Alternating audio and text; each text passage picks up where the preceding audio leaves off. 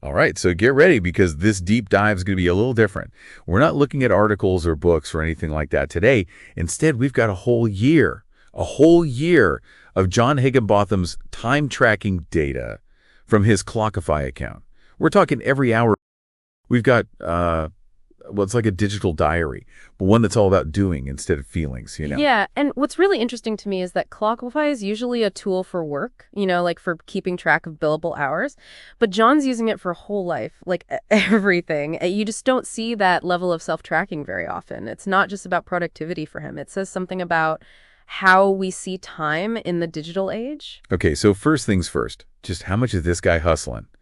Digifire and johnhigginbotham.com are all over this data. Are those two different businesses? That's a good question. I mean, you'd think johnhigginbotham.com would be for his personal stuff, but there's things like home repairs and even grocery shopping logged under Digifire too. It's like his whole life is a business. And speaking of Digifire, what is he actually doing? There's website building, content creation, marketing, research, and the times he's working are all over the place. Late nights, there are even some entries tagged to sleep under project labels. Is this guy a robot or something? Well, he's definitely dedicated.